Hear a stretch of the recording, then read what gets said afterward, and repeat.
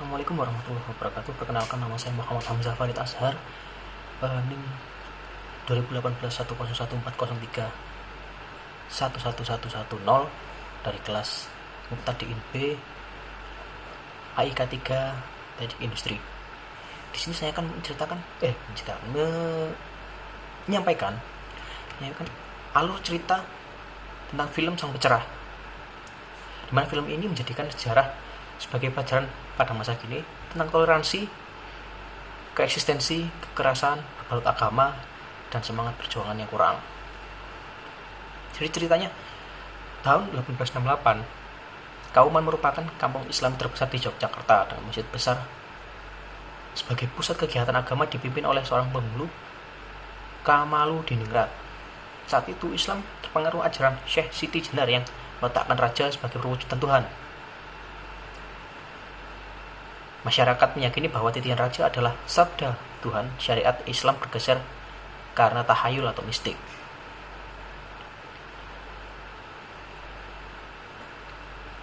Film Sang Pencerah merupakan film yang mengangkat kisah dari tokoh besar Ki Haji Ahmad Dahlan, yaitu pendiri organisasi Muhammadiyah pada masa itu, yang hidup pada tahun 1800-an. Sang Pencerah menceritakan seorang pemuda berusia 21 tahun bernama Darwis.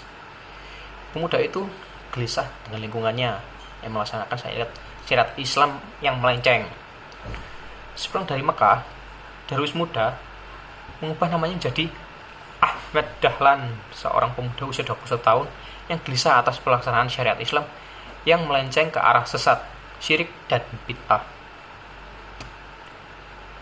Dengan sebuah kompas, dia menunjukkan arah kiblat di Masjid Besar Kauman yang selama ini diyakini ke barat, ternyata bukan, menghadap ke Ka'bah, melainkan ke Afrika. Usul itu kontan membuat para kiai, termasuk penghulu Masjid Agung Kauman, Kiai Penghulu Khalil, meradang. Ahmad Dahlan, anak muda yang 5 tahun menimba ilmu di kota Mekah, dianggap membangkang aturan yang sudah berjalan selama berabad-abad lampau.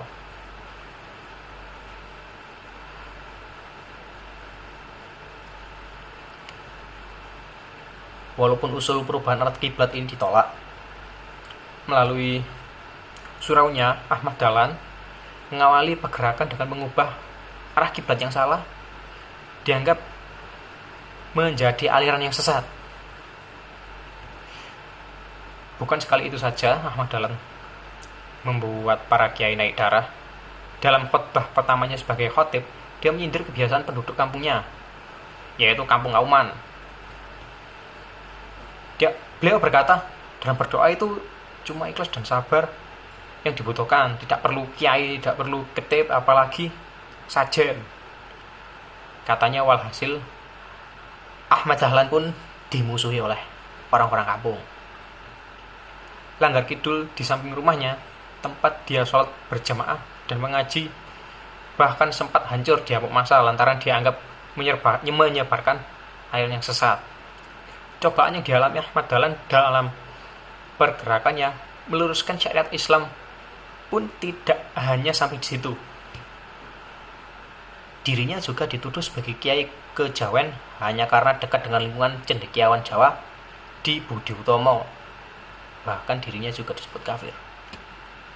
Dahlan yang piawai, bermain biola, dianggap kontroversial. Ahmad Dahlan juga dituduh sebagai kiai kafir karena membuka sekolah yang menempatkan muridnya duduk di kursi seperti sekolah modern Belanda, serta mengajar agama Islam di School atau sekolah bangsawan di Jetis, Yogyakarta. Nah, untuk nilai-nilai dakwahnya tersendiri, yang pertama yang saya tangkap ada nilai kesetaraan atau egalitarianisme. Ya, di mana manusia pada prinsipnya memiliki hak yang sama di mata Tuhan. Dalam film ini, nilai-nilai ini ditunjukkan oleh Ahmad Dahlan. Siapapun berhak mengajukan pendapat. Dalam konteks dakwah, kesetaraan ini penting, mengingat mad'u sebagai objek dakwah beraneka ragam suku, budaya, tingkat pemahaman, dan pendidikan serta ekonomi. Nilai kemanusiaan tidaklah ditentukan melalui status sosial, melainkan tingkat ketaatan dalam beragama. Contoh ya, contoh keberagaman yang kental dengan nilai kesetaraan ini disampaikan Dahlan saat pertama kali menjadi khatib di masjid gede yang bersebelahan dengan keraton Kesultanan. Penguasa pemerintahan tinggi saat itu, Dahlan menyatakan bahwa Allah sangat dekat dengan hamba, bahkan lebih dekat dari urat leher. Dahlan mengutip ayat Al-Quran, maka berdoalah kepadaku dengan sungguh-sungguh, memohon ampun, niscaya aku akan kabulkan permohonanmu. Oleh sebab itu, lanjut Dahlan, syarat berdoa adalah sabar, ikhlas, dan penuh keyakinan. Lalu ada nilai Islam rahmatan lil alamin. Nilai ini adalah gambaran wajah Islam yang damai, sejuk, dan teduh. Islam yang didasar pada nilai-nilai universalitas kemanusiaan termuat dalam firman-Nya pada surat Al-Anbiya 107. Aku tidak mengutusmu Muhammad melainkan sebagai penebar kasih sayang bagi alam semesta. Lalu ada nilai kesenian sebagai metode dakwah. Ada ungkapan bahwa hidup dengan seni akan menjadi indah. Seni dalam konteks dakwah sama dengan film sebagai media dakwah. Dalam film ini, Dahlan tampak memainkan biola dengan piawai. Suatu ketika, biola yang didengar dari kejauhan dengan lagu Ilir, Ilir. Ya, sekian dulu apa yang saya sampaikan pada video kali ini. Semoga bermanfaat. Makasih. Assalamualaikum warahmatullahi wabarakatuh.